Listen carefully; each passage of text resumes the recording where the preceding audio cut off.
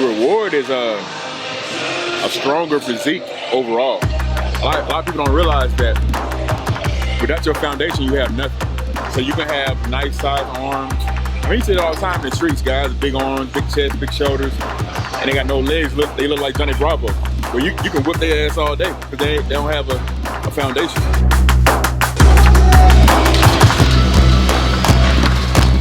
I started working out with Joe about a year ago. I was in the military for 20 years, and in the military it's very structured lifestyle. In civilian life, it was kind of like fly by the seat of your pants type thing. That was very disorienting for me. We had a lot of training about self-awareness, problem solving in the military, so I kind of took that with me. And by doing some research and talking to Joe, I was trying to get back into performing like an athlete and really pushing myself to see what I could do.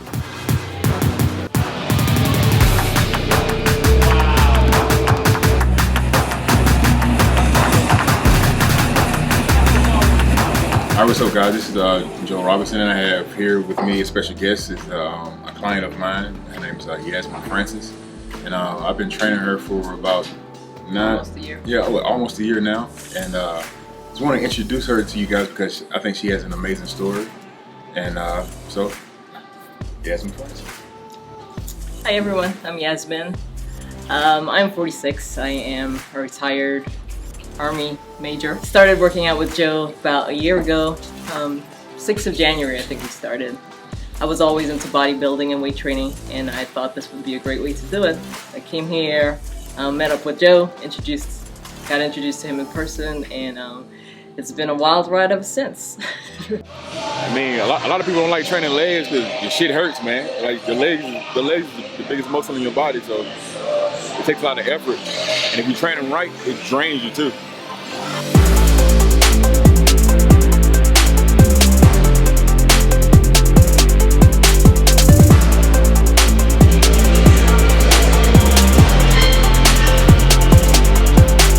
First of all, I was in the military for 20 years and a few months.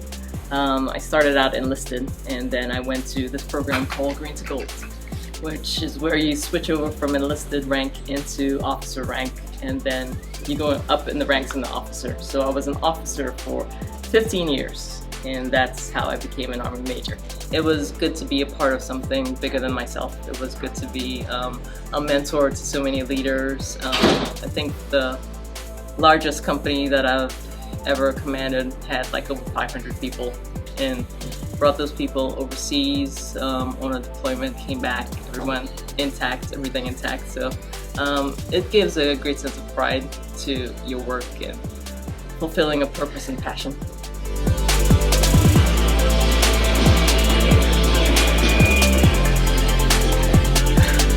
Said in the military, it's very structured lifestyle. So you're told when to get up, you pretty much have everything mapped out for you.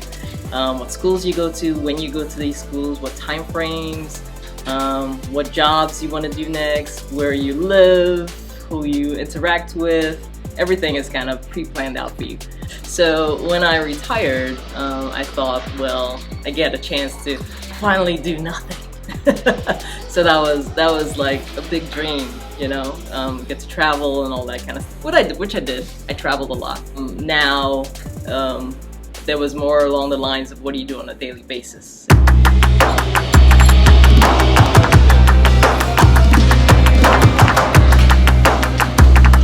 So my body went through a lot of changes, and normally I think of myself as a pretty fit person. I gained some weight, and hormones were everywhere because I wasn't eating right. A little depression set in, a little frustration.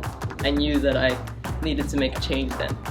I wanted to really get back to my my roots, which was weight training, free weights, kind of like on the bodybuilding circuit. I felt better when I was doing that kind of training.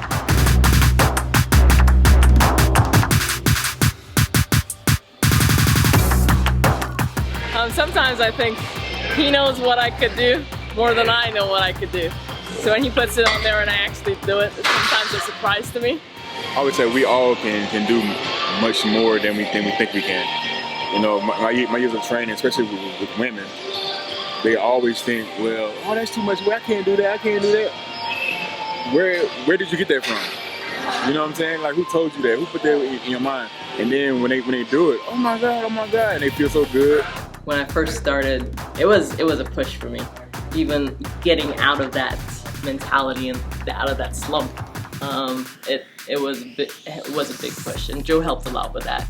We kind of mapped out a goal, a timeline, and I was saying earlier that he sometimes knows what I could lift before I do.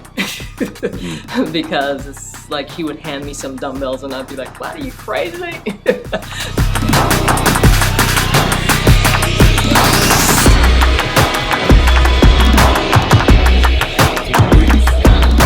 But then, and when I would lift it, and I could feel my body lifting it, and I could feel myself getting stronger, and I could feel my clothes fitting different, and I could feel, and I could see like the difference in my face and my skin and my body. Everything was kind of coming together, and that alone helped me come out of that slump and raise my energy, raise my self-confidence, raise my mood. I was always in a better mood when I left here, and that kind of set the tone for the rest of my day. So I could go ahead and do other things that I wanted to do outside the gym. Massage therapy, and, you know, build my coaching business, and, you know, interact better with friends and start dating again and all that good stuff. So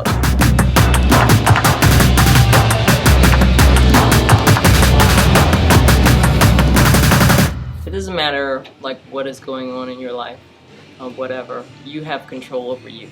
That's the one thing you have control over. So it's everything that's happening or not happening in your life you're responsible for. So everything that was that was happening in my life that I wasn't happy for, I took the responsibility to change it and figure out how to change it, because everything is you can kind of figure out everything if you do enough research. Ask people who've done it before. You want to do it. That's a very important part as well.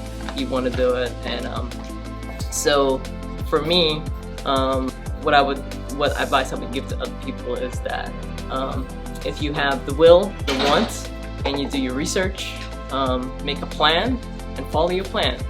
Sometimes the plan doesn't work out according to plan, but you know, you tweak it and you work other things on the way, but your ultimate goal is there for you to have.